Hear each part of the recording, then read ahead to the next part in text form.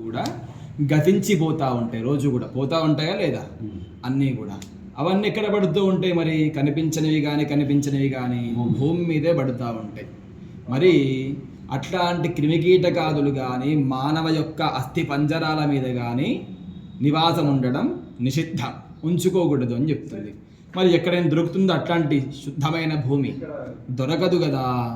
అందుకని మన వాళ్ళు ఏం చెప్పారయ్యా అంటే, ఈ విధంగా వాస్తునారాయణుడిని కనుక పూజ చేస్తే వాడే రక్షిస్తాడు అని చెప్పేసి, అదొక దోషమంతా తీసేస్తాడని చెప్పేసి అదొక వాస్తునారాయణుడికి పూజ చేస్తాం. మరి వీళ్ళు ఏం చేస్తాడయ్యా అంటే 6 నెలలేమో ఇలా పడుకొని ఉంటాడు బోర్లా, 6 నెలలేమో ఇలా పడుకొని ఉంటాడు. ఎట్లయితే ఆయన తిరిగినప్పుడు అక్కడ భూకంపాలు వస్తాయి, ఆయన శరీర అవయవాలు కదిలినప్పుడు అక్కడ భూకంపాలు వస్తాయట. ఆ విధంగా మనకు అందుకే ఏం చేస్తారు, ప్రతి ఆషాఢ మాసంలో గృహప్రవేశం చేస్తారా? చెయ్యరు.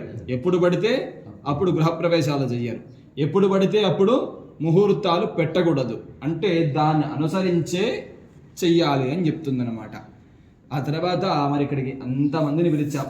ఎవరెవరిని పిలిచాం? నవగ్రహాలని కానీ, వాస్తు పురుషుణ్ణి కానీ, మీ ఇష్టదైవాన్ని కానీ, మీ కులదైవాన్ని కానీ, తర్వాత గణపతిని కానీ, సుదర్శన స్వామిని కానీ, నరసింహస్వామిని కానీ, ఆంజనేయ స్వామిని కానీ, ఇతరత్రా